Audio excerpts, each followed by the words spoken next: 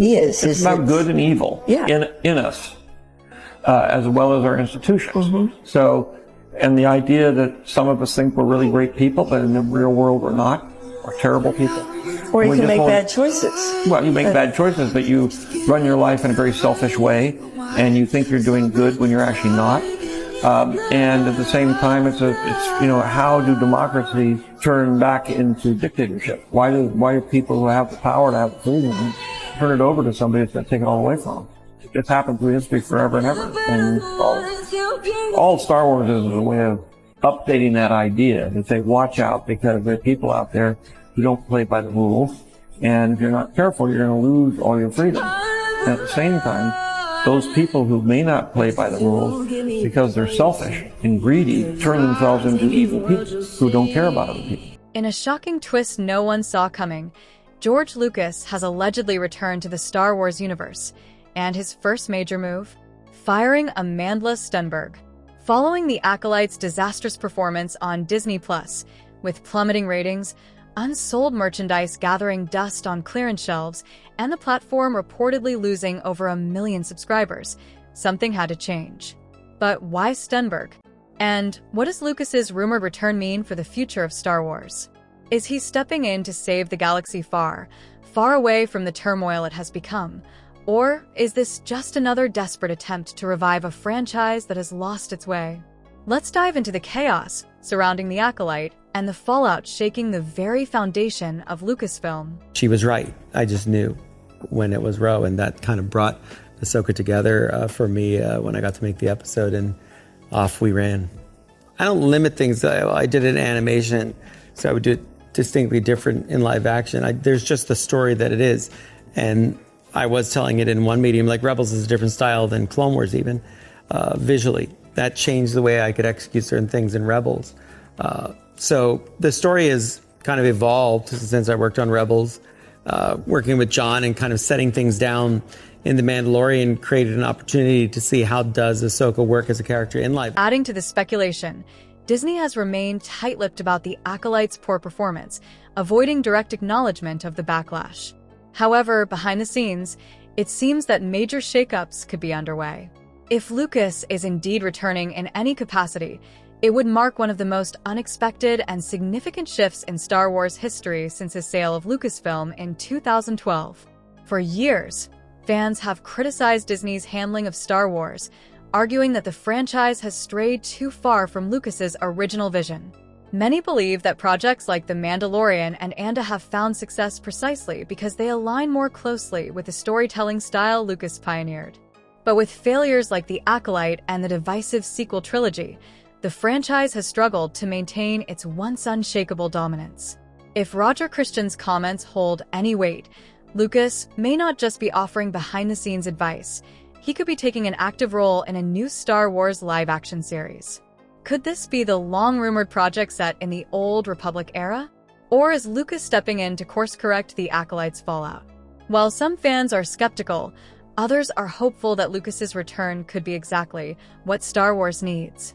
Whether he's merely consulting or fully reclaiming creative control, his influence remains undeniable.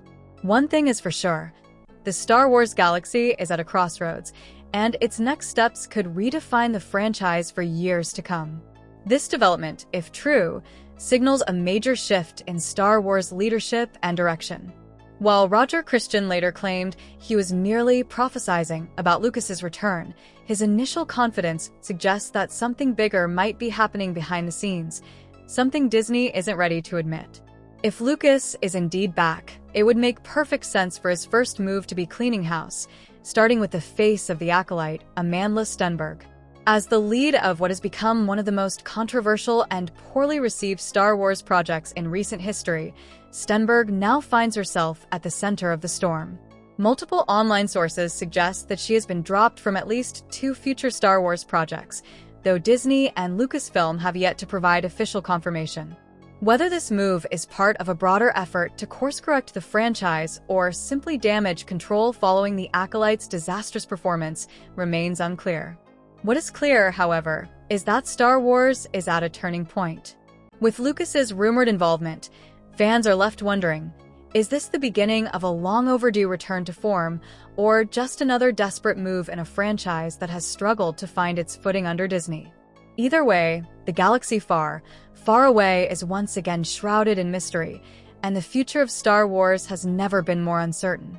This is not me at all. I mentioned actually to my wardrobe assistant, Kate, last week, oh yeah, Celebration's coming up. I think that I'm gonna dress up as Padme because I love cons and I love cosplay. She was like, oh, cool. Maybe I'll mention it to the costume team. I came to work on Monday and they had the entire outfit for me, like down to the belt. They surprised me, and is one of our wardrobe artists, Amanda Cox, it was her last day, and so she gave it to me as a present. So I can't take any credit for it. Like they're just so incredible and kind. Flag. Given how quickly the Acolyte tanked, it's not hard to see why major changes might be happening behind the scenes. This series was supposed to be a bold, fresh take on the Star Wars universe, diving into the final days of the High Republic era. It followed Amandla Stenberg's character, a former Padawan, as she reunited with her Jedi Master to investigate a series of mysterious crimes. But instead of delivering a thrilling new chapter in Star Wars lore, the Acolyte quickly became a symbol of everything fans have come to despise about Disney's handling of the franchise. Critics tore the show apart, and audiences tuned out after just a few episodes. The numbers speak for themselves. At its peak, the Acolyte only managed to pull in 2.7 million minutes watched, an embarrassing figure compared to mainstream hits like Love is Blind, which racked up over 7 billion minutes in the same time frame. And it wasn't just the viewership that flopped. The show's merchandise, historically a massive revenue driver for any Star Wars project, was an outright disaster. Action figures that initially retailed for $25 were quickly marked down to as low as $7.54, with unsold stock overflowing on store shelves. For a franchise that built its empire on toys and collectibles, this is a major warning sign. With the Acolyte cementing itself as one of the biggest failures in Star Wars history, it's no surprise that rumors of Lucas's return and drastic changes are swirling. Whether he's stepping in to save the franchise or simply being brought in as a consultant, one thing is certain: the fallout from the Acolyte is far from over, and the future of Star Wars remains in question. It's a major red flag, but the real kicker? Instead of acknowledging the show's poor storytelling or lackluster reception, Stenberg and others involved in the project blamed the fans. In a public statement, Stenberg described the backlash as a rampage of vitriol driven by hyper-conservative bigotry. She argued that criticism of the show stemmed from prejudiced hatred and hateful language rather than genuine disappointment in its quality.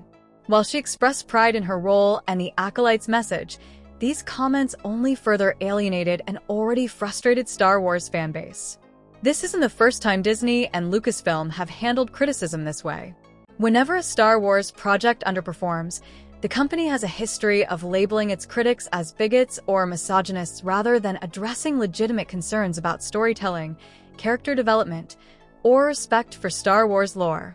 This strategy has repeatedly backfired, contributing to Disney Plus losing over 1 million subscribers and pushing many lifelong fans to abandon the franchise altogether. Given this track record, it's not hard to believe that Lucas, known for his dedication to storytelling and world building, would step in and make a bold move to course correct. Whether or not he personally fired Stenberg, her alleged removal from future projects signals a shift in how Lucasfilm might handle its failures moving forward. With the Acolyte now serving as the poster child for everything wrong with Disney Star Wars, Stenberg's firing isn't just a personnel change. It's a symbol of the franchise's desperate attempt to save itself from complete collapse. And this is just the beginning. The fallout from the Acolyte disaster is far from over. And if these rumors are true, George Lucas's return could mark the start of a major shakeup in the Star Wars universe. But the question remains, can even the creator of the galaxy far, far away save it from the mess it has become? Let's take a closer look at why the Acolyte flopped so hard and what this means for the future of Star Wars. Okay. Hello. I thought I would get on here and just speak candidly, I hate doing this, but I'm gonna do it. I don't use social media very much anymore. And I'm so happy about that. But there are many folks out there that I want to acknowledge and I want to show appreciation and love and support for. So that's why I'm hopping on here to talk about this, which is that our Star Wars show has been canceled. And I'm gonna be transparent and say that it's not a huge shock for me. Of course, I live in the bubble of my own reality, but for those who aren't aware, there has been a rampage of vitriol that we have faced since the show was even announced, when it was still just a concept, when no one had even seen it. And that's when we started experiencing a rampage of, I would say, hyper-conservative bigotry and vitriol, prejudice, hatred, and hateful language towards us.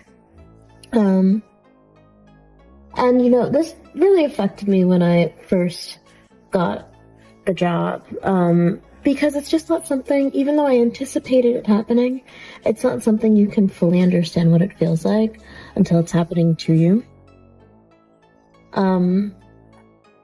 However, I feel like I've kind of moved through those feelings in various ways, including being vocal about it myself. For me, it just became a situation where there was no option but for me to honor my sense of ethics and my belief system and my value system while being in this very unique position. It was kind of like I had this very unique experience of experiencing the world at large, which is, of course, hyper-divisive right now, through the lens of this very, very unique opportunity of being in Star Wars. And it brought up a lot for me, a lot socio-political dynamics, a lot about my own value system, how I respond to that kind of hatred, how I move through the world at large. And it just became inarguable for me at a certain point that in order to continue to be myself, I would have to honor my value system by being vocal even within the context of working for Disney and working within the large, massive IP that is Star Wars. On that topic, I just have to say it has been an incredible honor and dream for me to be in this universe. It still feels, even though, of course, I'm very sad about the show being canceled, and I'm sad about us not being able to give people who are invested into it more, because they'll just feel... The alleged firing of Amandla Stenberg by George Lucas didn't happen in a vacuum. It was the culmination of the Acolyte's disastrous reception and the growing divide between Disney and the Star Wars fanbase. But what exactly led to this rumor decision? To understand that, we need to break down the series' failure, the backlash from fans, and how Disney's mismanagement has contributed to the franchise's ongoing decline. Marketed as a bold new chapter in the Star Wars saga, The Acolyte was set during the final days of the High Republic era, a time period largely unexplored in mainstream Star Wars media. The show followed Stenberg's character, a former Padawan, as she teamed up with her Jedi Master to investigate a series of mysterious crimes. On paper, it had the potential to breathe fresh life into the franchise. Instead, it became one of Star Wars' most embarrassing failures.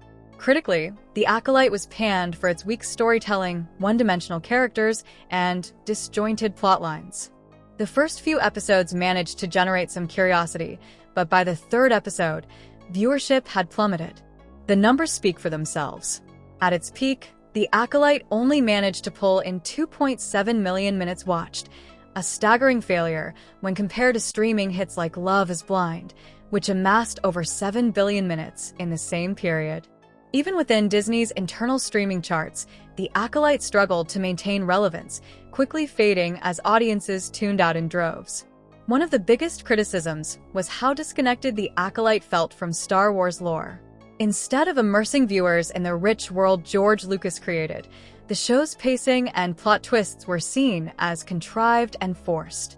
Fans accused it of prioritizing political messaging over compelling storytelling, a recurring issue in Disney's handling of the franchise. The backlash wasn't just about poor writing, it was about Disney's failure to understand what makes Star Wars timeless. The Acolyte's failure is just the latest in a string of missteps under Disney's leadership. While projects like The Mandalorian and Anda have found success, others, particularly The Last Jedi, The Rise of Skywalker, and now The Acolyte, have divided the fanbase. A common pattern has emerged. When a Star Wars project underperforms, Disney and Lucasfilm often blame the fans rather than addressing legitimate criticisms. This time was no different. Instead of acknowledging the show's poor storytelling, Stenberg publicly dismissed the backlash as driven by hyper-conservative bigotry. She claimed that critics weren't reacting to the show's quality, but rather engaging in hateful rhetoric. While she expressed pride in her role and the Acolyte's themes, her statements only fueled more controversy, further alienating Star Wars' already fractured fanbase. This approach has backfired on Disney time and time again, contributing to Disney Plus losing over 1 million subscribers and leading many fans to abandon the franchise altogether. Given this track record, it's no surprise that rumors of George Lucas's return are gaining traction. Lucas, known for his commitment to storytelling and world-building, could be stepping in to course-correct the franchise. Whether or not he personally fired Stenberg, her alleged removal from future projects signals a potential shift in how Lucasfilm deals with its failures. With The Acolyte now serving as the poster child for everything wrong with Disney Star Wars, this is more than just a behind-the-scenes personnel change. It's a sign that the franchise is scrambling to salvage itself from total collapse. But is it too late? And even if Lucas is back, can the creator of Star Wars undo the damage that has already been done?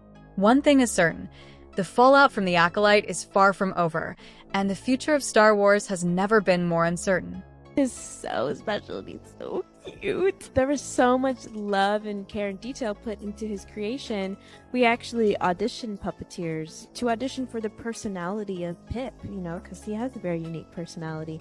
And so we read with a few different people, and then we settled upon Jack, because Jack just brought this sort of innocent quality to Pip that was also fearless, that we felt like would be really important as Osha's sidekick.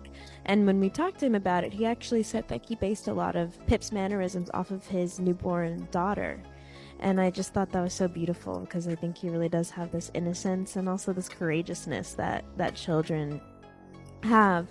But it was such a unique relationship to have, because I had this, we called him the Tiny Lexus because he was such an intricate puppet, but I had him on my body at all times, and Jack was puppeteering him at all times, which also just speaks to Jack's dedication. It didn't matter if the cameras were rolling or not. Pip was always like interacting with me, saying what's up, moving his little head around.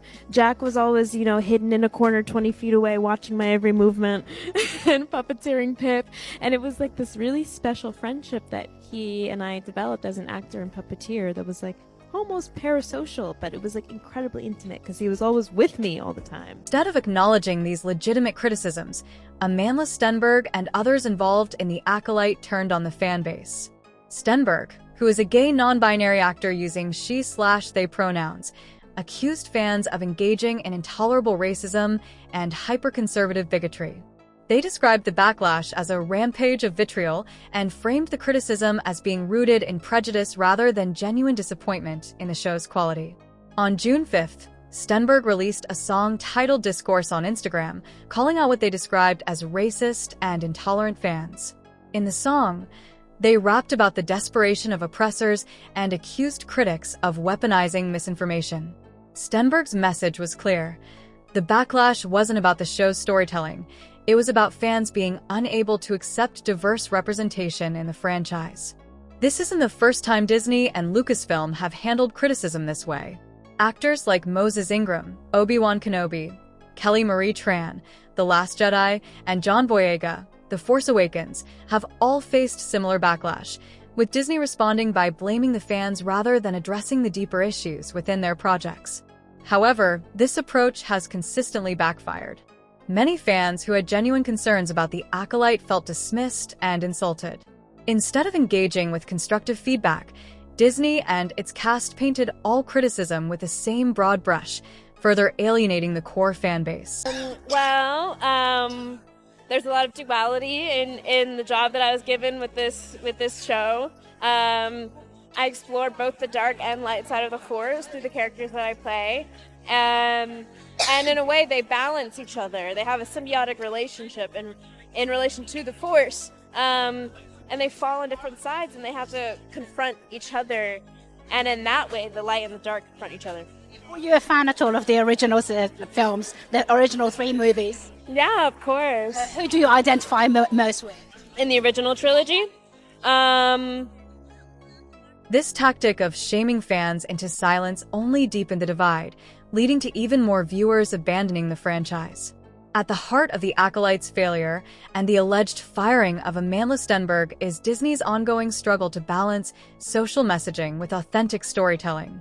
Critics argue that the Acolyte prioritized a woke agenda over compelling narratives and character development. Instead of creating stories that naturally reflected diversity and inclusion, the show felt like it was checking boxes at the expense of engaging the audience. While diversity in casting and storytelling is essential, it should complement the narrative, not overshadow it. Unfortunately, the Acolyte became the poster child for what happens when storytelling takes a backseat to social messaging. Fans weren't rejecting diversity. They were rejecting poorly written stories that felt disconnected from the heart of Star Wars. This isn't just the Acolyte's problem, it's a Disney problem. Managed to captivate audiences with its blend of nostalgia, fresh storytelling, and respect for Star Wars lore, the Acolyte failed to do the same. Instead of building on what made Star Wars successful, it alienated longtime fans with lackluster writing and an overemphasis on social messaging. The result? A show that was hyped as a major addition to the franchise, but ended up as one of its biggest disappointments. The failure of The Acolyte didn't just stop at poor ratings. It had a ripple effect that extended to Disney's entire streaming platform. Disney Plus has been bleeding subscribers, losing over 1 million in recent months, and The Acolyte is a prime example of why. Despite Disney's efforts to position it as a flagship Star Wars series, the show barely made a dent on streaming charts, especially when compared to competitors like Paramount Plus and Netflix. While The Mandalorian proved that Star Wars could thrive under Disney's ownership when handled correctly, The Acolyte exposed just how far the franchise had fallen. With Disney struggling to maintain Star Wars' once unshakable dominance, rumors of George Lucas' return take on new weight. Whether or not Lucas is back in an official capacity, the alleged firing of Amandla Stenberg signals a shift, one that suggests a desperate attempt to salvage Star Wars before it loses its cultural significance entirely. The question now is, can even George Lucas save Star Wars from the mess it has become? Other merchandise tied to the Acolyte sat untouched on store shelves, with steep discounts failing to move products. Items that originally retailed for $25 were quickly marked down to as low as $7.54, yet they still failed to sell. For a franchise that built its empire on toys, collectibles, and merchandise-driven revenue, this was a glaring red flag. Historically, Star Wars has been a merchandising juggernaut. From the original trilogy to The Mandalorian, successful Star Wars projects have always driven toy sales and other consumer products. However, The Acolyte proved to be a financial disaster on this front as well. Retailers were left with an abundance of unsold merchandise, signaling not just a lack of interest in the show but a deeper problem. Fans were disengaging from the franchise as a whole. This failure highlights a larger issue: Disney's inability to consistently produce engaging, high-quality content for its streaming service. While Amandla and The Mandalorian managed to capture some of the magic of the original franchise, The Acolyte fell flat, reinforcing the growing sentiment that Star Wars under Disney has lost its way. With streaming numbers down, merchandise collecting dust, and Disney Plus hemorrhaging subscribers, the pressure is mounting. If George Lucas is indeed stepping back into the picture, it may not just be to fire Amandla Stenberg. It could be to save Star Wars from complete collapse. But the question remains, is it too late? Collectibles tied to the show flopped hard. Items that initially sold for $25 were quickly marked down to $7.54 or less.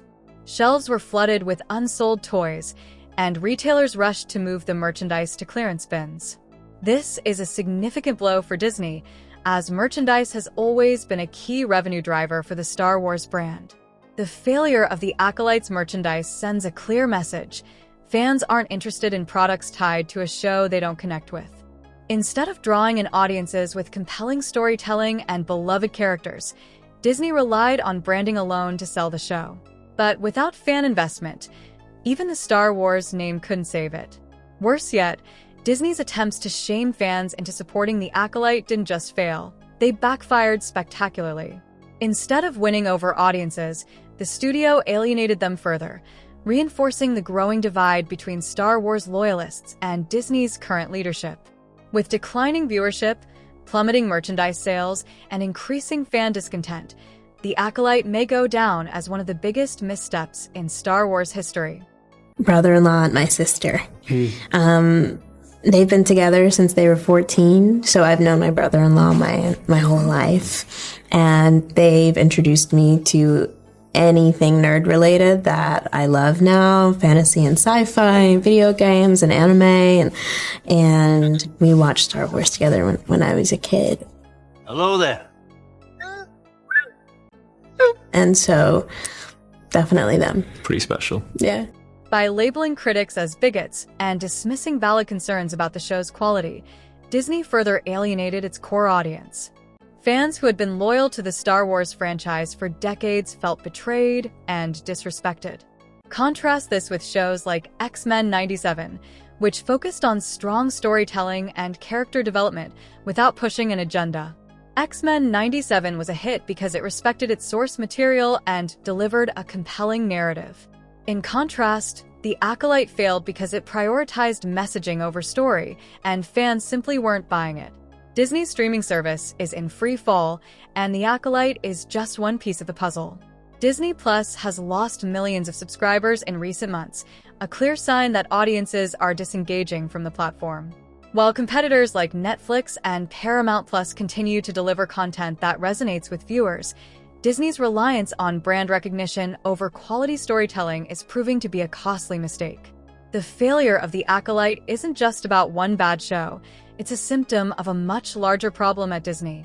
If the company doesn't course correct soon, Star Wars may never recover from the damage done under Disney's leadership. While competitors like Netflix and Paramount Plus continue to thrive with original content, Disney Plus struggles to keep viewers interested. The problem isn't just with Star Wars. Disney's entire content strategy is flawed. Shows that should have been hits, like The Acolyte, are flopping, and audiences are turning to other platforms for better content. The damage done to the Star Wars brand is becoming increasingly apparent. The Acolyte is just the latest in a series of failures that have left the franchise fractured and divided. From the divisive sequel trilogy to underwhelming spin-offs, Disney has consistently missed the mark. What was once the most beloved sci-fi franchise in history has become a battleground between fans and the studio, with each new project sparking controversy rather than excitement. Instead of learning from past mistakes, Disney has doubled down on the same failed approach, pushing out projects that prioritize messaging over storytelling and expecting fans to blindly support them.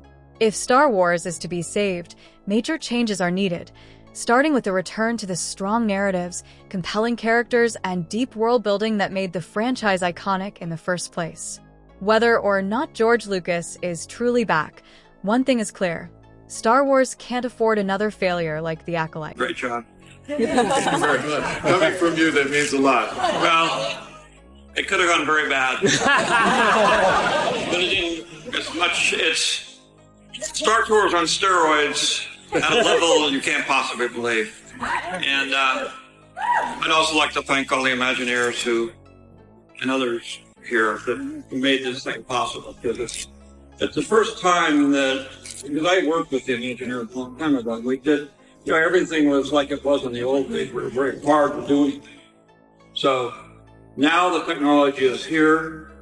This thing is amazing. It's really something that we couldn't even dream about 20 years ago. So I hope you enjoy it. It was a great experience for me, and I think that will change your life. Even with George Lucas's alleged return, it may be too late to save the franchise.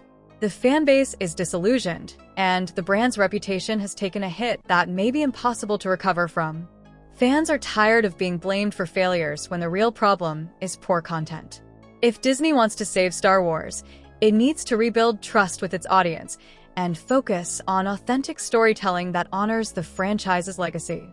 The key to success isn't in pushing narratives that feel forced or alienating fans. It's about crafting compelling stories that capture the magic of the original saga. What do you think? Is George Lucas the savior Star Wars needs, or is the franchise too far gone? Let me know in the comments below. And don't forget to like, subscribe, and hit that notification bell for more updates on this developing story.